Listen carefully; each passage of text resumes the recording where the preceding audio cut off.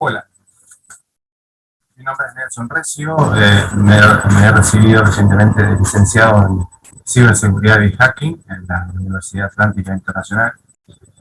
Y este es mi segundo webinar que estoy realizando en esta plataforma de la universidad. Y hoy me referiré, como he dicho en este webinar, me referiré a lo que es el hacking ético y la ciberseguridad en la cuarta y quinta revolución industrial, en relación con la cuarta y quinta revolución industrial. ¿Por qué digo cuarta y quinta revolución industrial? Porque, eh, como ya sabemos, la tercera revolución industrial comenzó con la implementación de la robotización eh, en las fábricas automotrices, por ejemplo, o sea, en las líneas de producción. Y esa tendencia no ha parado y no va a parar tampoco, digamos, no se va a detener. Entonces, de la fabricación, por desgracia, bueno, el ser humano va quedando fuera de esta ecuación de tecnologización y robotización, pero el ser humano también, pero surgen nuevas aplicaciones, nuevas incumbencias que el ser humano se puede dedicar alrededor de esta robotización, por ejemplo, de la tercera revolución industrial, y fue lo que pasó. Se generaron nuevos puestos de trabajo relativos a la robotización de las cadenas de fabricación de automóviles, por ejemplo, para dar un ejemplo. Entre cada revolución industrial ha habido un tiempo considerable, pero ese tiempo entre revolución industrial y la siguiente se va se ha ido cortando, ¿no? Se ha ido reduciendo hasta que en la tercera revolución industrial ocurrida hace unos años atrás, este, cuando empezó el tema de la robotización, digamos, todo el mundo ya lo sabe, hasta esta cuarta revolución industrial en la que estamos ingresando, que es la de la automatización, no robotización, sino automatización de muchos procesos, más que procesos de producción industriales, sino automatización de muchos otros procesos que no suelen ser necesariamente industriales. Entonces, esta automatización sumada a la inteligencia artificial eh, nos da o nos conforma la cuarta revolución industrial. En la diferencia de tiempo entre la segunda y la tercera revolución industrial es mucho más grande, mucho más extenso que el tiempo entre la que ahora hubo entre la tercera y la actual cuarta revolución industrial que está comenzando. La quinta revolución industrial va a obtener todo lo anterior, obviamente, pero ya la inteligencia artificial va a haber evolucionado hacia conciencia artificial y la implementación de ya no robots, sino androides humanoides con conciencia artificial. Esto lo pueden buscar en muchas páginas especializadas sobre el tema. Entonces, la diferencia de tiempo entre la cuarta y quinta revolución industrial va a ser casi imperceptible. Eh, ya ni nos vamos a dar cuenta que ya vamos a tener Android caminando por la calle y poder preguntarle ciertas cosas, ¿no? Y va a llegar un momento en que las revoluciones industriales no va a haber cuarta, quinta, sexta, séptima, sino que directamente va a haber revoluciones industriales constantemente, cada segundo, cada día, cada minuto. Va a haber un invento nuevo, una creación nueva, una innovación nueva, ¿no? El potencial de la mente humana sumado a la inteligencia artificial y a toda la tecnología que tenemos alrededor nuestro, a nuestra disposición, eh, nos potencia aún más como seres humanos. Entonces tenemos que ser uno con la tecnología, además de ser uno con la humanidad, por supuesto, ¿no? Comencemos con esta primera eh, diapositiva, que realmente todas las diapositivas están basadas van a ver que la mayoría voy a ir leyendo, porque las he escrito en base a mis propios conocimientos, pueden ir al link de ahí abajo también, about me para Nelson Recio. Y entonces, bueno, igualmente me he guiado para que la estructuración de los temas por varias fuentes que están en la última diapositiva. Comencemos con las 5 fases del hacking no ético. Bueno, por eso les decía que van a ver que voy a leer la mayoría de las cosas, porque fueron cosas que la he escrito, la mayoría de las cosas sin extraerlas de ningún lado, porque mi experiencia, así como la experiencia de cualquier otra persona que tenga mi experiencia, o más que yo, o menos, hace que uno pueda escribirlas sin consultarlas. Entonces, uno al final adjunta las fuentes que más o menos usó para estructurar, en este caso, esta diapositiva, ¿no? Entonces, las 5 fases del hacking no ético versus las 5 fases del hacking ético, porque hay que darnos cuenta que el hacker ético es el que da protección a una red, ya sea hogareña, ya sea desde una PC, desde un celular, hasta una red industrial, una intranet o una red de PLCs meramente industrial, destinada directamente a los procesos de fabricación de productos de cualquier tamaño, digamos. Entonces, el hacker ético es que se dedica a proteger todo lo que sea en el ámbito informático, todo lo que anteriormente he mencionado. El hacker no ético es el que ingresa a veces por curiosidad, pero muchas otras veces ingresa digamos, con intenciones delictivas de hacer daño, y bueno, por eso es el hacker no ético o malicioso también, como se le puede decir. El hacker ético, bueno, las 5 fases del hacking no ético o el malicioso sería la fase de reconocimiento, ¿no? Escaneo, obtener acceso, mantener el acceso y borrado de huellas. Este ciclo de 5 fases suele repetirse en varios ciclos dependiendo del deseo de vulnerar un sistema que tenga un determinado hacker no ético. Y las 5 fases de hacking ético es reconocimiento del lugar, de la red, de las subredes, de las redes industriales, de las PCs que tengan que ser protegidas, etc. El escaneo, o sea, utilizando ya sea el intérprete de comandos o bien de algún sistema operativo como Windows, Unix, Linux, etc. O alguna aplicación destinada a escanear la red o el sistema objetivo.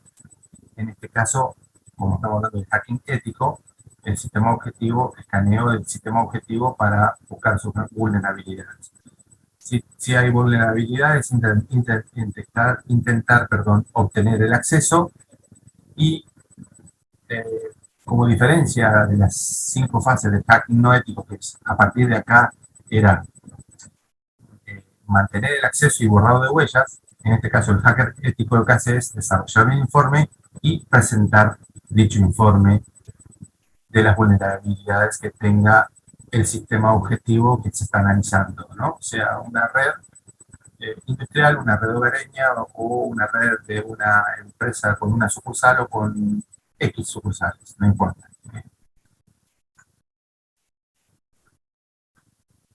Aquí hay un gráfico, bueno, con las 5 fases del hacking ético versus las del hacking no ético versus las del hacking ético. Ahí está la fuente. Entonces, reconocimiento, escaneo, obtener acceso, mantener acceso, borrar huellas, ese es el hacker malicioso. Mientras que el hacker o hacking ético, el que protege las redes, hace un reconocimiento, un escaneo, la obtención de acceso, escribe un informe y luego presenta el informe, y es un ciclo sin fin para que la red o el lugar que el sistema que sea necesita proteger esté realmente protegido, ¿no? Ante los ataques del hacker no ético. Las variantes del proceso de hacking. El hacking ético externo y el hacking ético interno, porque puede haber personas dentro de una cierta determinada red, de una empresa, que sean hacking no éticos, hackers no éticos, perdón, y hagan un ataque, ciertos tipos de ataques, o el ciclo, hagan este ciclo en rojo, como les mostraba recién, desde dentro de la propia red de la empresa, por ejemplo. Este, mientras que el hacking ético externo es desde fuera, ¿no? En este caso, estamos hablando de hacking ético, por lo tanto se cumple tanto desde dentro como desde fuera del sistema objetivo para analizar el gráfico de la derecha, ¿no? El hacking, entonces, el hacking ético externo es el ataque informático proveniente de Internet, desde la WAN o Wide Area Network, hacia los equipos que constituyen un determinado sitio web o LAN, Local Area Network, como por ejemplo servidores web, firewalls, routers, servidores de emails, servidores de nombres de dominio, etc. Y el hacking ético interno, en este caso, los atacantes que son éticos se encuentran, pero que generan un informe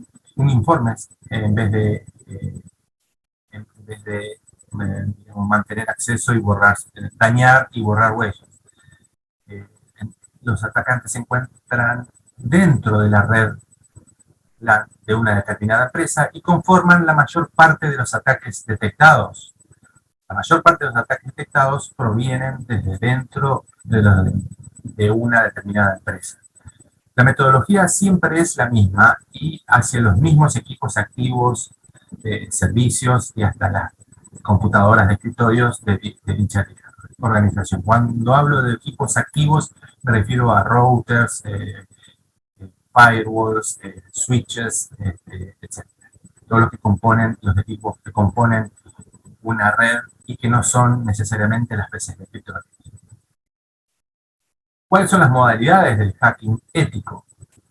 Hay tres modalidades, que son el hackeo de caja negra, el hackeo de caja gris y el hackeo de caja blanca. El hackeo de caja negra, black box hacking, se constituye con pruebas de intrusión externas, es decir, fuera de la red LAN, desde la nube de Internet, solo se conoce el nombre de la empresa a auditar, por ejemplo, una empresa a auditar que se llame mi empresa, SRL, y la página web y nada más. Tenemos ese nombre. Tratamos de encontrar el nombre de esa empresa en la web, tratamos de encontrar su página web correspondiente y desde fuera de su página web, desde Internet, se hacen las pruebas de black box o caja negra, porque lo único que se conoce justamente es el nombre de la empresa. Es la auditoría que más refleja la realidad, digamos, porque también, si bien hay muchos ataques desde dentro de una LAN, también hay infinidad de ataques desde fuera de la LAN, de una red empresarial, ¿no? Desde Internet. Las pruebas de intrusión deben ser limitadas a las posibilidades del cliente que las solicita, obviamente, contrariamente al hacker no ético, que no se limita a ninguna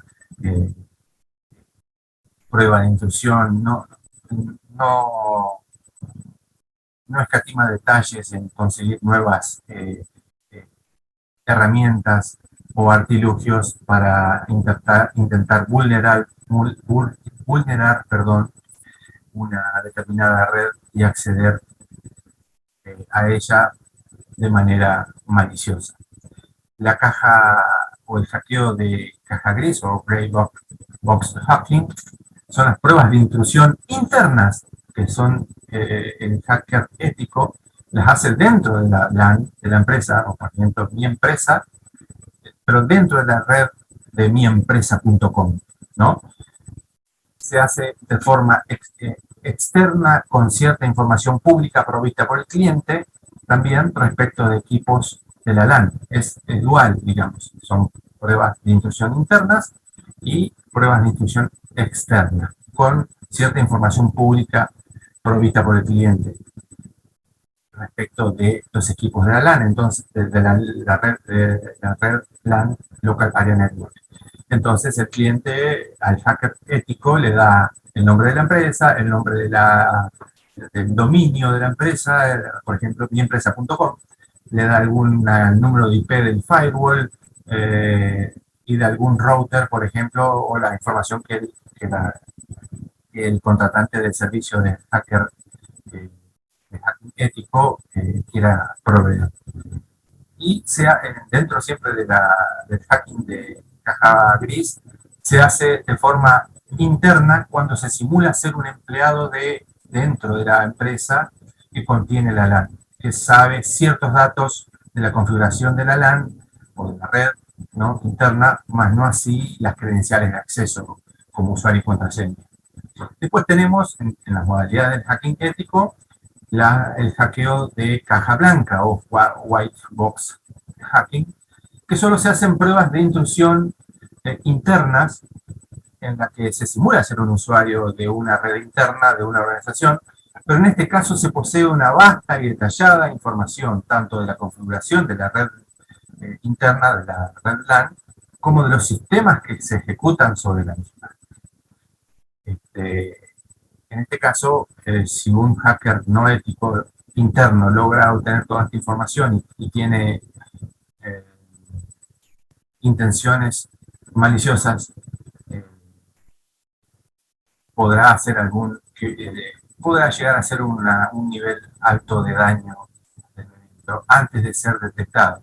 Pero de todos modos, hay aplicaciones que detectan en tiempo real ciertos tipos de accesos y que frenarían al hacker interno en poco tiempo. Es más, no solo lo frenarían, sino delatarían desde dónde surgió, desde dentro de la red de la empresa, desde dónde surgió el ataque. En cuanto a la ingeniería social, el hacker ético lo que hace para hacer ingeniería social, estamos hablando siempre de hacker ético, más allá de que hagamos comparaciones con el hacker no ético. El hacker ético contacta directamente con las personas a través de técnicas como una manipulación semántica precisa, ¿no?, al momento de entablar una comunicación verbal, o hacerse pasar por una persona externa a la empresa, aprovechando la oportunidad de instalar un keylogger, que es un detector de pulsaciones de teclado, en un determinado host objetivo, en una PC de escritorio, por ejemplo, enviar un email interno incluso mediante un servidor de emails interno temporal. Se crea un servidor temporal interno simulando ser una persona de la misma empresa, aunque para esto se necesita tener acceso al centro de datos, al data center, aunque podría simularse también un servidor de correos electrónicos, aunque no se esté en un data center, porque se lo conecta a una red, a una toma de red o a un Wi-Fi, y ya ese servidor temporal comienza a hacer broadcast, a publicar hacia afuera su servicio de correos y puede conectarse y enviar emails ya internamente. Y entonces enviando correos a otros a través de este servidor falso, suplantando la identidad de un determinado remitente para que los receptores, para que los receptores objetivos respondan con información confidencial, creyendo que le están enviando esa información, que le están enviando un mail personas reales. Cumplir el rol de un técnico en redes, también en la ingeniería social, y poder tener acceso al data center y por ende al núcleo mismo de donde se alojan los datos de la empresa. plantado de pendrives también en parkings cercanos a la empresa objetivo para que un empleado los encuentre y lo conecte en una PC, por ejemplo, para que un programa preguardado en dicho pendrive se ejecute y abra una vía de acceso remoto desde fuera de la LAN o de la red interna de la organización hacia la red interna propiamente dicha. Desde ese USB ejecuta por la, digamos, por la curiosidad propia del ser humano, encuentra el USB, lo conecta en una computadora y no se da cuenta que la computadora accede automáticamente a ese USB para leerlo y se ejecuta un programa malicioso que abre una puerta trasera o una comunicación entre la red interna y la internet para que el atacante externo pueda acceder a la red interna a través de ese programa que ejecutó el pendrive cuando el empleado de la organización colocó ese pendrive en una PC.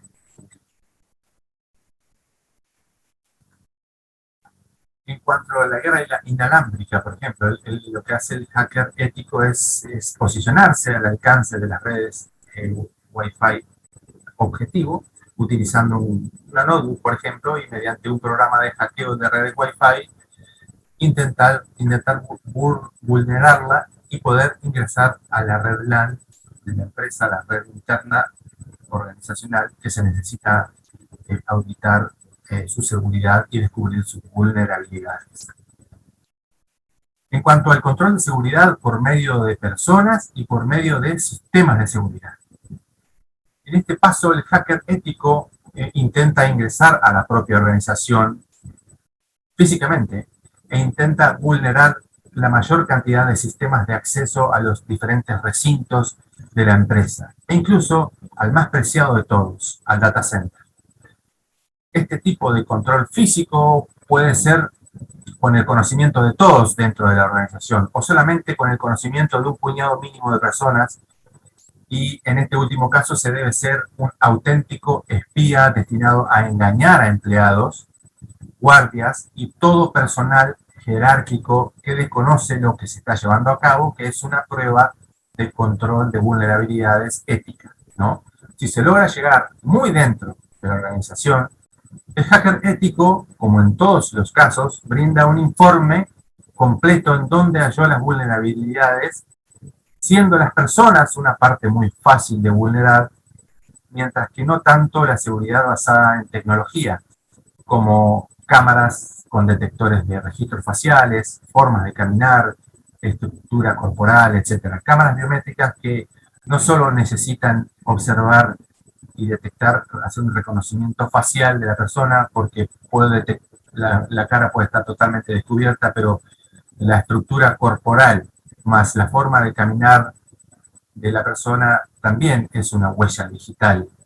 Y si está en la base de datos, si no está en la base de datos del sistema de la empresa que tiene ese sistema de control, si no, esa persona que entró no es reconocida, no por la cara, sino por su estructura corporal y su forma de caminar y moverse.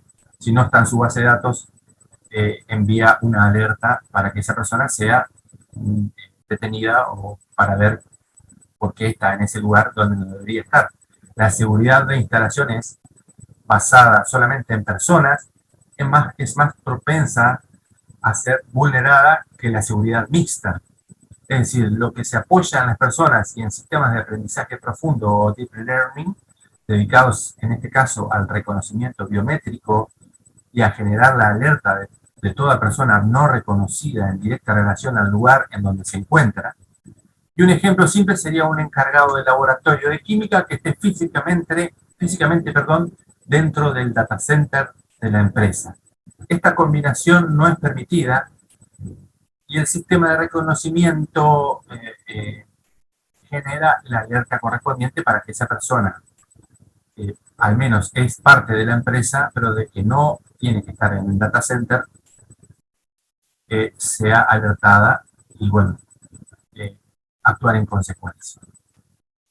En cuanto al reconocimiento footprinting, consiste en descubrir la mayor cantidad y variedad de información de la organización objetivo por parte del hacker.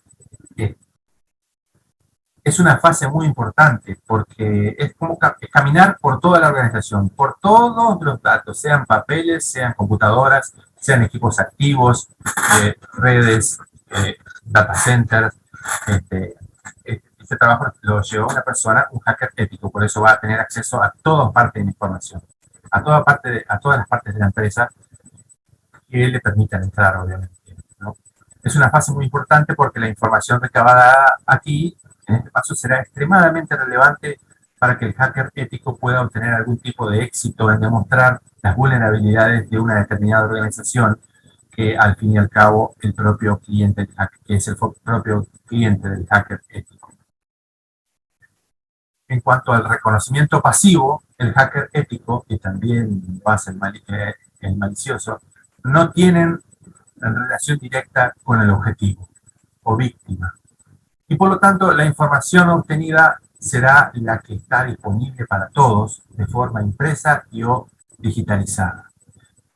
Aquí se utilizan los datos que arroja, por ejemplo, el comando whois o una página destinada a whois, quién es, ¿no? En cuanto al dominio público de un sitio web correspondiente a una determinada organización.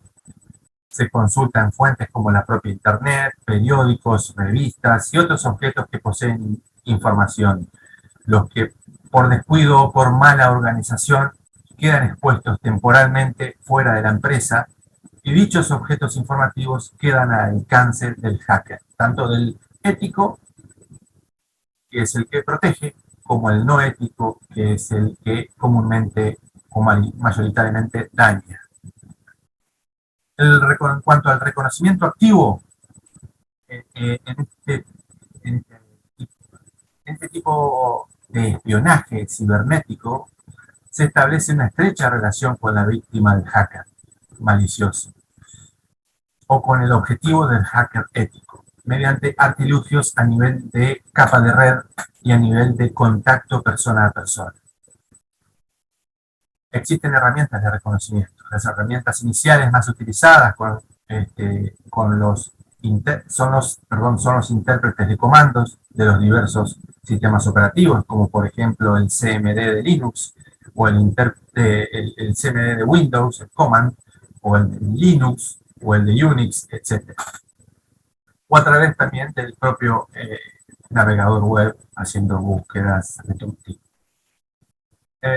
El footprinting más utilizado es buscar en Internet el nombre y el dominio de la organización objetivo o víctima. El comienzo. Por ejemplo, lo haré con mi propia web, www.herminauta.com, o buscando en un buscador web Herminauta o el Herminauta, el símbolo más, y .com, por ejemplo. Y al buscarla en la web, mediante cualquier buscador, se puede encontrar una multitud de información de dicha web, más allá de la información escrita, sino imágenes, videos, todo lo que nos puede mostrar un buscador. Pero ahora necesitamos ir más profundo que solo ver el front-end de la web herminauta.com. Más profundo con el comando nslookup, que se lo utiliza de la forma escribiendo en el intérprete de comandos de algún sistema operativo nslookup, ¿no? Y el nombre de dominio o la IP de ese dicho nombre de dominio. Por ejemplo, nslookup www.herminauta.com, y veremos lo siguiente. Veremos aquí que he ejecutado en mi propia PC el comando nslookup. Me muestra la IP del router, bueno, de salida de internet, común para todos. Yo estoy en LAN interna. Ahí mismo escribo www.herminauta.com y me va a mostrar en este caso muy poco y nada bueno, a partir de la salida de mi router interno, pero vamos a mostrar que mi web está alojada en Google, que tiene esta IP de versión 6 y esta IP de versión 4. Pero en caso de que se haga con otras computadoras, con otras páginas web que están alojadas en otros data centers, y más personalmente, cerca de la web, cerca del servidor web, se puede obtener más información a nivel de red con el comando nslookup. El footprinting más utilizado, buscar en Internet el nombre, como decía, y dominio de la organización objetivo y víctima. El nombre y dominio de la organización. A partir de ahí es el que más se utiliza. Y aún podemos obtener más información del dominio mediante el comando nslookup, como le decía, en combinación con el comando settype, permitiendo descubrir si dicha web posee servicios de nombre de dominio. Dentro de la web empresarial puede haber un servidor DNS o Domain Name Server, que es un servidor dedicado a darle nombre de dominios a intranets internas. Por ejemplo, hay dentro de la red interna de una empresa puede haber una intranet que lo usen solamente empleados de dicha web. Una intranet corporativa, por ejemplo, o una intranet que sea un sistema de administración, de contabilidad, etcétera, que en lugar de ser un programa de escritorio, sea una web. Esa es una intranet. También se puede descubrir los servidores de correo electrónico que tienen la red interna, los servidores de la intranet, por ejemplo, decía que, por ejemplo, es el Internet Information Server de Microsoft, el Apache Server, etcétera. Son servidores de Internet que se usan tanto fuera de la red organizativa, o sea, en Internet mismo, como dentro de una red interna. Son servidores de Internet y son servidores de página web y sirven tanto para que funcionen dentro de subredes, hasta en subredes también, como en la propia Internet. O bien colocando el modificador all en el comando settype, el hacker ético o no ético podrán obtener mucha información fundamental sobre dicha web, a nivel de servicios y a nivel de la red en la que se encuentra alojada. Y esos servicios pueden ser servicios, como decía yo recién, una red intranet corporativa para administración, contabilidad, etcétera, o hasta servicios de escritorio. La utilización de la información mediante whois, que quiere decir quién es, y traceroute, nodos, que son los nodos, para averiguar los nodos o saltos de la red que hace la red, que hace el tráfico de paquetes de red hasta llegar a donde se está alojado el dominio. Por ejemplo, yo escribo www.midominio.com en un navegador web, pero quizás yo estoy en Argentina y midominio.com está alojado en Estados Unidos, va a haber un montón de saltos nodos hasta llegar, van a hacer el ruteo de paquetes hasta llegar a midominio.com, y ese servidor web que tiene midominio.com me entregará a mí de vuelta su página web y yo lo veré en mi navegador aquí en Argentina, aunque esté alojado en Estados Unidos, pero entre esa ida y vuelta hay una cantidad X de nodos, que son routers, switches, etcétera, a nivel ya no de servidores de Internet, sino de un nivel más alto de servidores de Internet, que se llaman carriers. El comando, por ejemplo, o páginas web públicas o programas de escritorio como Open Visual Traceroute, que es un programa de escritorio, se utilizan para realizar una consulta de todos los datos respecto del registro de una web a través de las bases de datos de ARIN, por ejemplo, o NIC, que son registros donde se registran justamente las web, el nombre del web, el dominio y otros datos más. Y, por ejemplo, quién lo registró, la fecha de registración, la fecha de creación, la fecha de renovación de esa página web, en dónde está, en qué país está alojada o en qué servidor, etcétera, etcétera.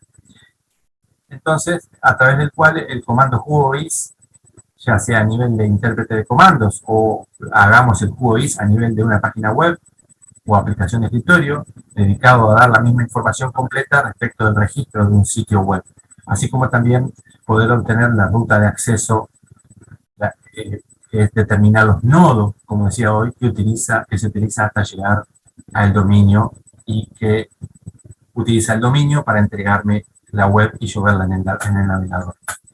Aquí un ejemplo del utilizar QoS con un programa de escritorio que se denomina Open Visual Traceroute,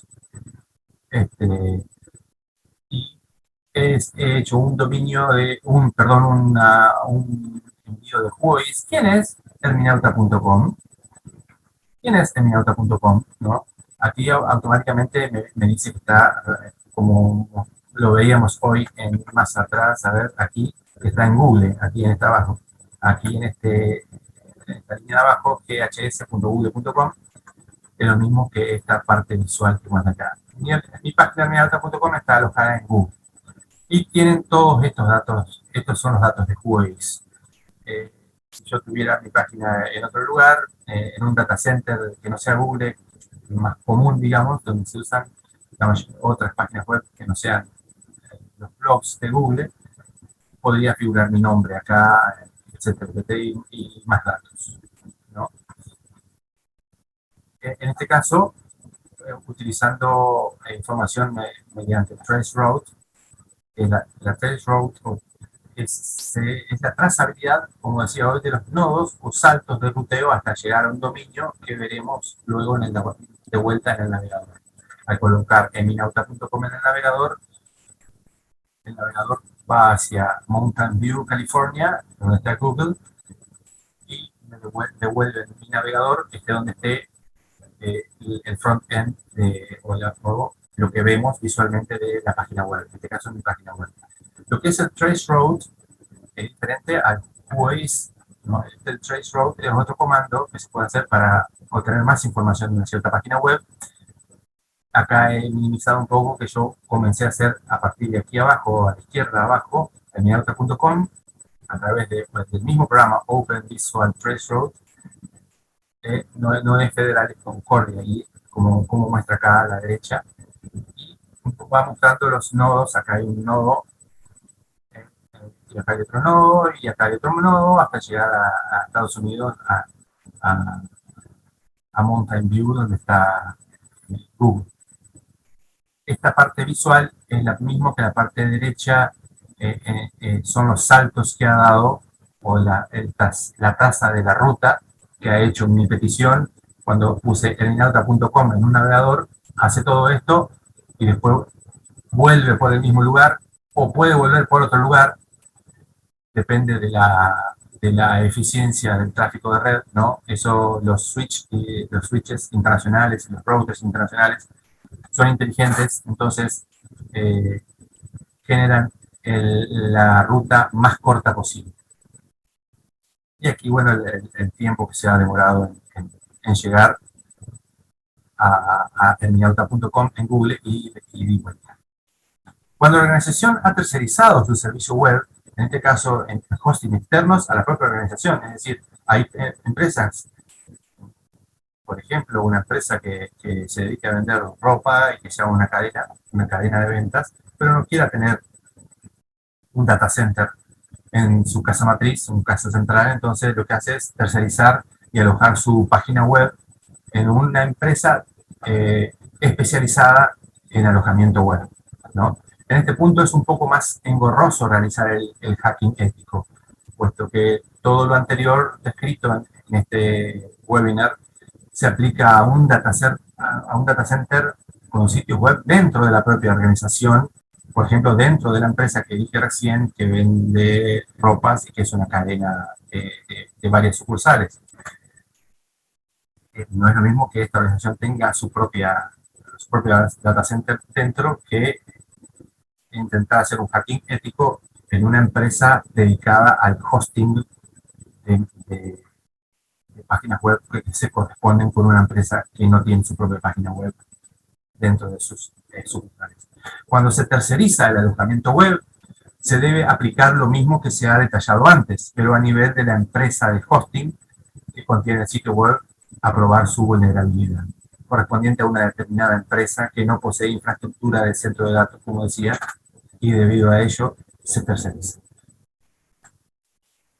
Se utilizan herramientas de rastreo de correos electrónicos para obtener en su cabecera de datos MIME, la cabecera si se ven los datos de un correo electrónico, no el correo electrónico en sí, sino ver la información que construye un correo electrónico, eh, la cabecera de datos MIME se puede encontrar la IP externa de la empresa de hosting, en la que una organización ha realizado el tercerizado de su página web, ¿no? Entonces, estas herramientas de rastreo de correos son muy viables, ya que verifican que un remitente sea quien dice ser o quien el hacker ético necesita que sea para comenzar la evaluación de seguridad del sitio web tercerizado y hosteado, entre comillas, en dicha empresa de hosting. Otra cosa más que se puede hacer es que la empresa dueña de esa página web que tiene alojada su página web, pero en un hosting externo, en un alojamiento externo, se le avisa a los dueños de ese hosting que va a ir internamente un hacker ético a hacer una evaluación de vulnerabilidad de una sola página web correspondiente a una empresa. En cuanto a los programas especializados en reconocimiento, basados en mayor complejidad a la hora de obtener datos para detectar vulnerabilidades, ya sean de riesgo alto, medio y o bajo, dentro de una red y de sus sistemas, que es auditada por el hacker ético, ya sea desde fuera o bien desde dentro de la empresa. Desde fuera, cuando digo desde fuera, es de internet, y cuando digo desde dentro, es desde dentro de la propia red de la empresa. Estos programas, por ejemplo, está el Mars Smart QoS, que son consultas, como mostraba anteriormente en la diapositiva anterior, que son consultas a directorios de QoS, y muestra la información obtenida de forma gráfica de la web, no solo de forma gráfica, sino textual también, con los datos de la web, quién la ha registrado, cuándo vence, cuándo fue registrada, cuándo fue creada la página web, etc. El programa Open Visual Traceroute, que mostraba anteriormente, que es este, que lo tengo en mi escritorio y se la prueba con mi propia web. Otro programa es el Maltego, el SamSafe, que se basa en el nombre de un personaje ficticio, que es gratis. Email Tracker Pro, el Ping Sweepers, NetScans Tools, que se ocupa de hacer un barrido de todo lo que pueda encontrar dentro de la red interna de una organización y descubrir todos los hosts que hay dentro de esa red. Cuando digo host, puede ser una PC de escritorio, puede ser un teléfono IP, puede ser, hablando de teléfono de escritorio IP, como se usan en las empresas, los empleados, o puede ser un celular que esté conectado a un Wi-Fi, o puede ser un data center, o puede ser un router o un switch dentro de la red, ¿no? Y un montón de, todo lo que pueda tener una IP lo descubre el NetScan Tools, el ZenMap, etc. ¿En qué se relaciona todo lo anterior con la cuarta y quinta revolución industrial en la que estamos comenzando, más que nada en la cuarta? Recordemos que la cuarta revolución industrial se relaciona con la automatización en directa relación biunívoca con la inteligencia artificial. Y la quinta revolución industrial se relaciona con la conciencia artificial. Y aquí me hago la pregunta, ¿ocurrirá la singularidad tecnológica? Eso lo dejo para que el que esté viendo este webinar pueda buscar. Yo también he escrito un artículo sobre la singularidad tecnológica, pero para que se interiorice sobre este tema por sí mismo. ¿Qué peligro encontraremos en un mundo que se digitaliza cada vez más a cada segundo? Estadísticamente hablando, cuantas más personas estén digitalizadas, de la misma manera aumenta la probabilidad matemática de los ataques por parte de hackers no éticos, o también llamados crackers. Además, bueno, los crackers no solo hacen los ataques antedichos, sino que también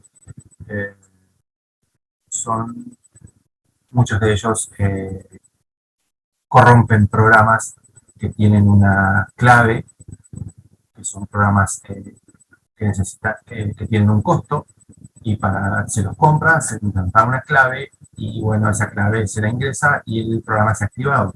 Los crackers también se dedican a vulnerar programas o sistemas de escritorio y también sistemas web. ¿Qué deberemos hacer como especie en esta etapa de gran aumento de la digitalización a todos los niveles, como para estar protegidos al menos en la vida virtual? Para pensar en la protección virtual en ambas revoluciones industriales, debemos pensar primero en las medidas defensivas, o también llamadas contramedidas. Realizar lo que se denomina como hardening o simplificación de todos los servicios y opciones innecesarias dentro de todos los sistemas operativos y aplicaciones de escritorio y web que se ejecuten dentro de una determinada red organizacional informática. Con ello, cuanto menos características innecesarias se estén ejecutando dentro de los sistemas de una red, estadísticamente será menor la probabilidad de exponer vulnerabilidades de cara al hacker no ético. Las actualizaciones de parches de seguridad siempre deben estar al día en todos y cada uno de los sistemas. Estar formalmente conectados con los proveedores de hardware y software para evitar vulnerabilidades aún no descubiertas, pero que se han estado comenzando a utilizar por los hackers maliciosos, hablando de dichas vulnerabilidades todavía no descubiertas. Segmentar las redes LAN, como hablaba al principio, segmentar las redes LAN de la organización en subredes y cada una de ellas poseerá sus propios servidores de seguridad como firewalls y administrarlos debidamente, como en cuanto a puertos abiertos innecesariamente hacia la internet y hacia la intranet, o sea, a la subLAN que está dentro de la red LAN principal que está contenida, está dentro de la organización, que puede ser una venta, como dije hoy, de productos de indumentaria. Implementar detrás de cada firewall, dentro de cada subred LAN, dentro de la LAN principal, dentro de la Local Area Network o LAN, los denominados sistemas de prevención de intrusiones. Estos son detectores de, por ejemplo, envíos de pings en cascadas o escaneos basados en broadcast, por ejemplo. Esto es similar, por ejemplo, al programa NetScan Tools. Esto hacen un escaneo en broadcast a todos lados, envían paquetes para todos lados y esos paquetes rebotan, vuelven al programa y dicen qué tipo de host encontró, qué tipo de PC, qué tipo de teléfono de escritorio, qué tipo de teléfono celular, qué tipo de impresora de red encontró, qué tipo de servidores, qué tipo de router, switch, etcétera, ¿no? Analizar manualmente la red y todos los sistemas que corren sobre ella mediante las herramientas, justamente las herramientas que antes he mostrado. Antes de relacionar el hacking y la ciberseguridad con las revoluciones industriales,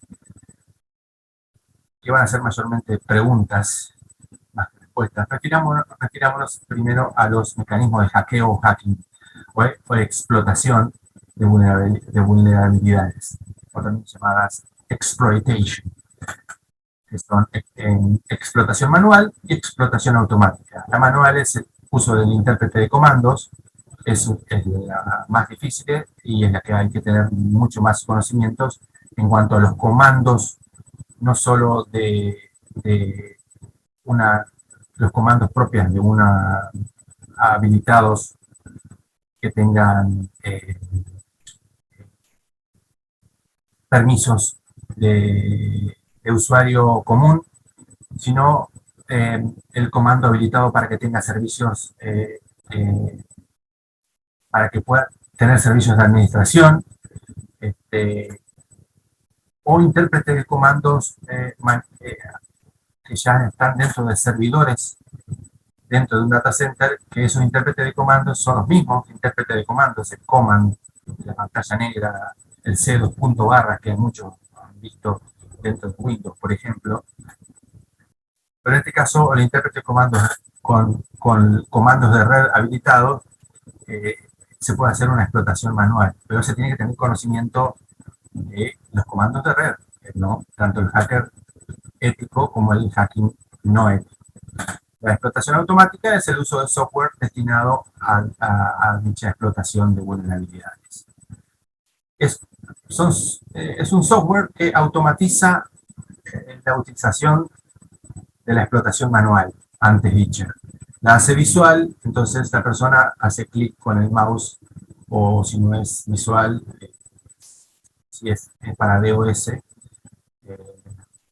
también puede hacer clic con el mouse si está habilitado, o puede seleccionar opciones, eh, pero ya no tiene que manejar el intérprete de comandos. Y antes de, bueno, eso es antes de relacionar el hacking y la ciberseguridad con las revoluciones industriales. eh, en cuanto al hackeo manual y el hackeo automático, aquí podrán ver, y yo les he resaltado en amarillo, las diferencias en cuanto a la explotación manual y en cuanto a la explotación automática. Esto pueden pausar el video o la presentación y leerlo por ustedes, ¿no? El hacking destinado a la obtención de credenciales de acceso a los sistemas objetivos. Cuando hablo de credenciales de acceso, hablo de usuario, nombre de usuario y la contraseña. Cuando una persona ingresa a un determinado sistema, ya sea un sistema de escritorio, un sistema de facturación, etcétera, o un sistema web también de facturación o manejo de temas contables, debe ingresar con nombre de usuario y una contraseña. E incluso existe la denominada doble autenticación, que utiliza una combinación de lo anterior en conjunto con a veces un token, que es un código, o un mensaje enviado a nuestro celular para que nos demos a conocer que somos nosotros los que estamos queriendo ingresar, presionando. ¿Es usted? En nuestro celular nos sale la pregunta: ¿es usted quien está queriendo ingresar a esta página web? Pero sí o no, presionamos sí, y ahí hay una doble autenticación, y automáticamente cuando presionamos sí, la página o el sistema que queremos ingresar se habilita. O bien también la doble autenticación se basa en el envío de emails. En ese email nos llegan emails que tenemos registrados en esa página web, presionamos un botón que hay dentro de email para acceder nuevamente a la página web, y ahí accedemos, no solo a través de nuestro usuario y contraseña que pusimos al comienzo, sino a través de presionar el botón que nos envió luego la página web a nuestro email. Los tipos de ataques eh, para la obtención de credenciales o usuario y contraseña de los usuarios son ingeniería social, que es la que mencioné antes en este mismo webinar, que suele ser la más vulnerable, ¿no? Los sniffers o los olfateadores o herramientas de supervisión de paquetes de tráfico correspondientes al tráfico web, tanto de una intranet como de la internet, ¿no? Los ataques basados en diccionarios de claves, que ya se ha confeccionado con anticipación, aprovechando la mala elección que realizan los usuarios al querer elegir las combinaciones de sus credenciales de usuarios. Por ejemplo, hay usuarios que ponen, bueno, su nombre de usuario, su nombre de persona, y ponen una clave que es muy fácil de utilizar. Si pongo Nelson y mi clave es Nelson 1 y mi próximo cambio de clave es Nelson 2, esa, es, es fácilmente vulnerable, y en segundos una persona con una herramienta apropiada, una persona no ética, la va a vulnerar. Y los ataques de fuerza bruta. Aquí se utiliza la matemática, la ciencia, se utiliza más específicamente la teoría de combinatoria, que son variaciones, permutaciones y combinaciones. Y aunque este tipo de ataques pueden demorar días, meses y hasta años, es el que mayor probabilidad de acierto posee, más allá del costo de tiempo empleado, ¿no? Porque usa la matemática y las combinaciones. Y en algún momento, sí o sí, se va a encontrar la combinación. El tema es que cuanto más compleja es la contraseña, que sí debe ser, y cuando digo compleja, tiene que haber una combinación de letras minúsculas, mayúsculas, números, caracteres que no son alfanuméricos, como el asterisco, la división, y otros caracteres como que se lo pueden averiguar en la tabla ASCII, ASCII, que ya no son los que no vemos comúnmente en el teclado de la computadora y se pueden utilizar también para usar para la clave. Cuanto más complejidad la clave, los ataques de fuerza bruta van a demorar mucho más tiempo. Si la clave es Nelson 1, el ataque de fuerza bruta le llevará unos minutos. Si la clave es Nelson 1 con mayúsculas, eh, con una combinación con otros nombres, pero entre esos nombres asteriscos, a caracteres no alfanuméricos, eh, y caracteres de la tabla ASCII que les nombraba, que pueden buscar ustedes. Ahí ya el ataque de fuerza bruta puede demorar días, meses o años, pero en algún momento la va a descubrir. El tema es que las combinaciones, cuanto más complejidad, el ataque de fuerza bruta es menos probable que se lleve a cabo, porque al ser más compleja la clave, el que se termina cansando no es el programa que genera el ataque de fuerza bruta, sino el atacante, el que se termina cansando y desistiendo de atacar. Por eso que se insiste en que no solo el nombre de usuario, sino la clave, la contraseña, no solo debe ser extensa, larga, sino con una mezcla de caracteres de todo tipo. Después está el hacking destinado a atacar mediante la utilización de software malicioso, como los gusanos o worms. Eso es un software malicioso similar a un virus, con la diferencia de que no necesita acción humana alguna para ejecutarse y para vulnerar. Los troyanos o caballos de Troyas, que son programas que simulan ser fiables y auténticos programas, que quizás resulten conocidos para todos, pero que al ejecutarlos a esos dichos programas se descarga y se ejecuta, perdón por la redundancia, el verdadero software malicioso que estaba contenido en el programa anterior o caballo de Troya, que simula ser un programa conocido por todos y no malicioso. Simula ser no malicioso, pero lo malo está en su interior.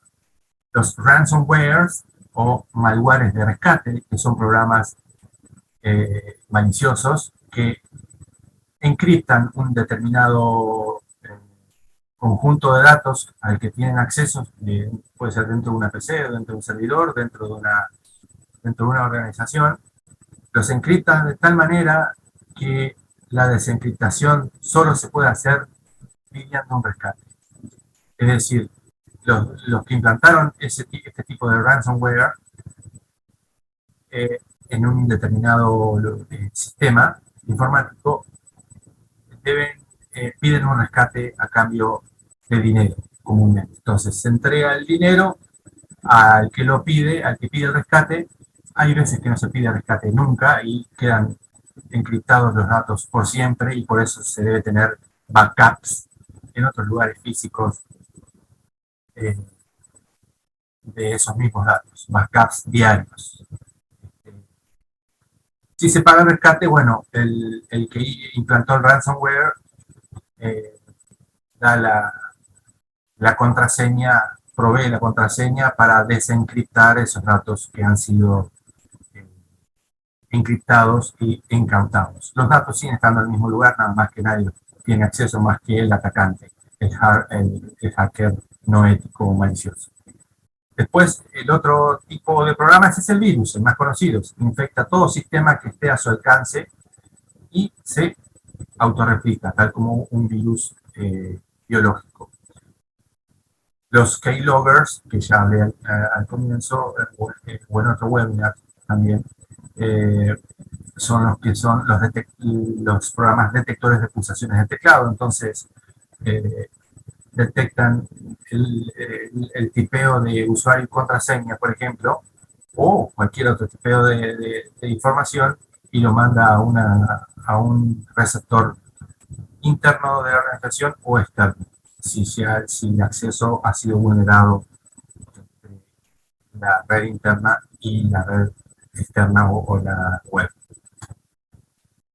Otros programas que combinan, también hay otros programas que combinan todos los anteriores, que son malwares, También hay webcam lovers, que son programas que, como keyloggers, abren la cámara web y el micrófono de la cámara web sin que el usuario se entere. Y eso también es muy peligroso, no solo para la información, en este caso no es información, sino ya es observar la vida real, física de una persona o un conjunto de personas. El hacking destinado a atacar mediante la utilización de procedimiento denominado como ataque de denegación de servicio, o las siglas DDoS. En este ataque de denegación de servicio se simulan múltiples accesos desde la Internet hacia una determinada web de una organización. Un acceso desde la Internet hacia una determinada web es poner, por ejemplo, en el navegador www.midominio.com.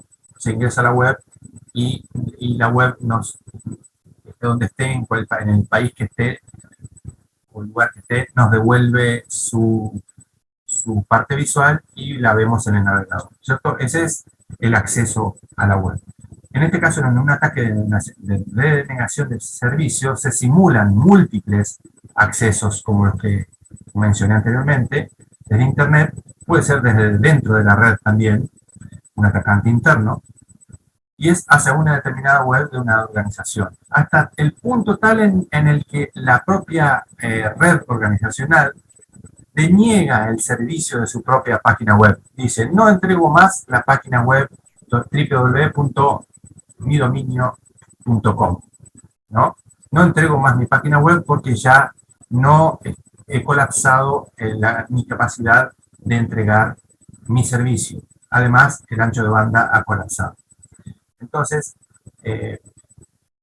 la propia red organizacional, como decía, deniega el servicio de su propia página web debido a que se ha superado la cuota de visitas al sitio, siendo estas visitas, entre comillas, una cascada de solicitudes de acceso. Es decir, escribir el nombre de la web por parte de miles de usuarios reales, físicos, o bien por un puñado de ciertos usuarios reales, cientos, cada uno utilizando un software que simula miles de usuarios virtuales, reales de forma virtual. Entonces, lo que en este caso sería una combinación de usuarios físicos y virtuales. Entonces, si 100 usuarios reales se utilizan un programa que simulan 1000 usuarios reales, pero son virtuales, ahí tenemos 10.000, 100.000 usuarios que estarían atacando a esa red, ¿no? Y por lo tanto, el firewall de la página web de esa organización que está bajo ataque decide cerrar su web para autoprotección interna, ¿no? Y cierra el servicio, no da más el servicio, no entrega la web al navegador, y decide cerrar el acceso a esa web hasta que cese el ataque. Además de que, bueno, como decía hoy, el ancho de banda de acceso se verá totalmente congestionado debido a aquella combinación de usuarios reales y virtuales traficando hacia esa web constantemente. Ahora sí, teniendo en cuenta los peligros antes mencionados, nos deberemos hacer varias preguntas en cuanto a la relación con la cuarta y quinta revolución industrial. ¿Cómo deberemos cuidarnos en esta nueva etapa de gran digitalización de la humanidad? Eso es innegable. Lo hemos visto en estos 2 años anteriores y lo veremos mucho más en los años que siguen. ¿Cómo se verán afectados los equipos con conducción autónoma, como los automóviles Tesla, por ejemplo, entre muchos otros? ¿Cómo se verán afectados los drones? Ya sean drones de entrega de productos, como desde hace mucho Amazon, o los drones militares. ¿Cómo se verán afectados los androides? Por ejemplo, en este caso, ver como ejemplo las empresas Boston Dynamics, Hanson Robotics, etc. ¿Cómo verán afectados los aviones, ya sean tripulados, autónomos o no autónomos? Los barcos, trenes, todos autónomos o no autónomos, porque todos tienen sistemas informáticos. Y cuanto más entremos en la cuarta revolución industrial, más autónomos serán todos los vehículos. Que en muy poco tiempo serán moneda corriente, como decía, en casi todas partes del planeta y todos deberán estar conectados. ¿Cómo deberemos proteger ese tipo de equipos, ¿no? ¿Cómo se verán afectados todos los aparatos hogareños o no de la Internet de las Cosas, o IoT, Internet of Things? Por ejemplo, mientras yo estoy haciendo este webinar, puede haber un pequeño robot que esté limpiando el piso de mi casa, o que un pequeño robot o la heladera que se haya dado cuenta que falta ciertos productos y ya esté haciendo el producto a una cierta cadena de supermercados o un cierto negocio automáticamente, y el producto me va a llegar a mi casa sin que yo me dé cuenta, y hasta que lo tenga el producto aquí por un dron, por ejemplo, o por un servicio de entrega manejado por una persona. ¿Podrá ser hackeado algún servicio basado en decisiones tomadas por una inteligencia artificial? ¿Qué sucedería si una inteligencia artificial toma malas decisiones debido a que ha sido vulnerada, ya sea desde dentro o desde fuera de su lugar de residencia? En la quinta revolución industrial, la de la conciencia artificial, ¿se agravarán o se minimizarán los ataques maliciosos antes descritos? La conciencia artificial, ya que será conciencia como la nuestra, y tendrá la información incontable de la que ha obtenido la inteligencia artificial y lo que es el aprendizaje profundo, deep learning. Entonces, la conciencia artificial podrá, ya que será conciencia artificial, podrá ser el fin de los ataques cibernéticos, podrá detectarlos incluso antes de que se den, ¿no? Todo evoluciona, no solamente la tecnología destinada al progreso humano y a veces al retroceso, sino que también, y justamente, las tecnologías destinadas a cometer actos delictivos contra objetivos informáticos. Para contrarrestar lo anterior existen programas de seguridad, antes denominados antivirus, en general, los que a estas alturas de la evolución de los programas de protección informática ya abarcan la protección de todo lo que aquí ha sido expuesto y de muchas más amenazas que no he mencionado en este webinar, los que también se adaptan con el tiempo a las nuevas amenazas que continúan apareciendo y así sucesivamente. En esta etapa de ambas revoluciones industriales, las que se están dando de manera casi solapadas, como he dicho antes, la seguridad para todo lo que se digitalizará, tanto para el usuario como para los equipos que utilizarán dichos usuarios, deberá ser extremadamente eficiente.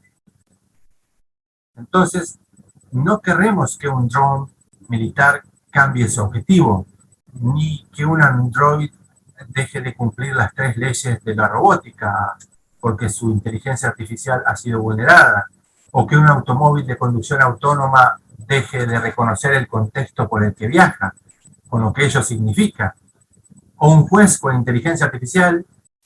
Busquen esta frase: el futuro de la abogacía y los jueces con inteligencia artificial. Entonces, o que un juez con inteligencia artificial haga deducciones erróneas, por lo que personas inocentes terminarán presas y personas culpables terminarán libres, posiblemente. O no queremos que un contador con inteligencia artificial, y en este caso buscar el futuro de la contabilidad con la inteligencia artificial, no queremos que un contador con inteligencia artificial sea vulnerado y que genere un balance general de sumas y saldos erróneo, por ejemplo, de una corporación o de un negocio pequeño. O porque todos negocios pequeños, medianos y grandes deben adaptarse a la cuarta revolución industrial que ya estamos comenzando, porque quien no se adapte va a quedar atrás, por desgracia. Y esto será malo, muy malo para la persona, el dueño del negocio, y para las personas que trabajan en ese negocio. Porque esas personas también que trabajan en ese negocio se podrán ver adaptadas a la cuarta revolución industrial. O no querramos ver también que un psicólogo basado en la inteligencia artificial, y para esto busquen el futuro de la psicología con inteligencia artificial, siempre en cualquier buscador. No queremos que un psicólogo con inteligencia artificial determine que un paciente tenga una cierta patología psicológica cuando en realidad no la tiene, o viceversa. Ni queremos que la conciencia artificial sea vulnerada, con lo que ello significa si lo analizamos filosóficamente. Pero esto ya es para otra conferencia o para otro webinar. Y lo peor aún, si la inteligencia artificial o la conciencia artificial se conectarán a nuestro cerebro a través de un chip intracraneal con microelectrodos esparcidos por toda la superficie cerebral. Y para esto, para lo que he dicho, buscar Neuralink, de la empresa Neuralink de Elon Musk. Y dicho chip nos mantendrá conectados a una inteligencia artificial. Y unos años más adelante nos tendrá conectados a la conciencia artificial. Porque, ¿qué sucedería si la inteligencia artificial o la conciencia artificial, o ambas, son vulneradas por hackers, sabiendo que muchas mentes estarán conectadas a estas dos tecnologías antedichas? Todas son preguntas que todavía no pueden resolverse más allá de la especulación filosófica, y menos en su totalidad, debido a que lo anterior, si bien está muy cerca, por ejemplo Neuralink, y hay otras empresas también, como empresas españolas y empresas chinas, etc. Solo conoceremos sus vulnerabilidades cuando sea utilizada masivamente, más allá de las pruebas realizadas en laboratorios para evitar lo que aquí ha sido planteado. Solo al masificarse aumentan las probabilidades en directa proporción de todo el contexto de lo masificado, tanto si hablamos de sus beneficios como de sus vulnerabilidades. Las redes de sistemas informáticos seguirán siendo seguirán teniendo, estas vulnerabilidades hasta que el ser humano también cambie de verdad y ya no tenga el ímpetu meramente antropológico de ir hacia donde casi nadie ha ido aún, ¿no? A las entrañas de algún sistema informático, cualquiera sea este. Esto no quiere decir que se deba ir en contra de la sana y progresista curiosidad, sino que contra la curiosidad maliciosa. Las medidas de protección seguirán evolucionando, tanto como las de ataque, obviamente. Pero obviamente las de protección serán las que ganen. Una alternativa para detener los ataques son las penalizaciones basadas en puntajes que se le asignarán a cada ser humano. Por ejemplo, en China ya lo han implementado en varias de sus más grandes ciudades, que suman entre 2 o 3 de esas ciudades más de 50 millones de habitantes, ¿no? Quien intente, por ejemplo, ser un hacker no ético y es detectado debido a un mayor control biométrico, histórico y en tiempo real, sumado al cruce de esos datos mediante la inteligencia artificial de la información anterior, esa persona será penalizada con una reducción de un cierto puntaje de buen ciudadano, dependiendo de la gravedad del ataque, obviamente. Este es un sistema implementado en China, pero que se está comenzando a extender en el mundo paulatinamente. Somos animales, inevitablemente, que obtenemos la conciencia y por lo tanto debemos hacer algo que nos siga ordenando y alejando del mundo animal. Y no dejar que el libertinaje nos mantenga cercanos a las líneas que nos separan del mundo animal, que es el mundo no humano, por supuesto.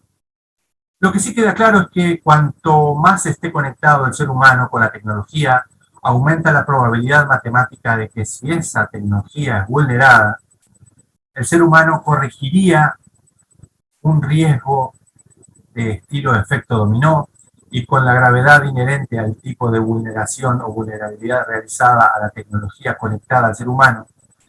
Si bien siempre ha sido de esa manera, pero cada día que pasa, la tecnología intenta acercarse tanto al ser humano que en algún momento y muy cercano, dicha tecnología estará dentro del ser humano y ya no será necesario utilizar ni celulares, ni computadoras, etc. Recuerden la empresa Neuralink de Elon Musk. Elon Musk es el dueño también de empresas como PayPal o empresas como SpaceX, como The Boring Company, si mal no recuerdo. Disculpen si me equivoco. Ya que todo será accesible desde nuestra conciencia conectada a una inteligencia artificial y a una conciencia artificial a través de un chip como el Neuralink implantado justamente a nivel intracraneal. Para que la inteligencia artificial no supere a su creador, que es el ser humano, este creador debe estar conectado a la inteligencia artificial indefectiblemente. Si no, la inteligencia artificial y la conciencia artificial nos superarán. Entonces, es inevitable que estemos conectados nosotros, nuestro cerebro, con ambas tecnologías. Bueno, muchas gracias y aquí ha terminado este webinar dedicado al hacking ético y a la ciberseguridad y en relación a lo que se nos viene encima, que es la cuarta revolución industrial y que un poco más adelante será la quinta revolución industrial y que un poco más adelante serán revoluciones industriales solapadas que ya no serán nombradas ni cuarta ni quinta, sino será una revolución industrial en constante evolución. Y eso será aplicable a todo ser humano. Ningún ser humano va a quedar fuera de esto. Bueno, muchas gracias por haber visto este webinar y nos veremos en el próximo. Saludos.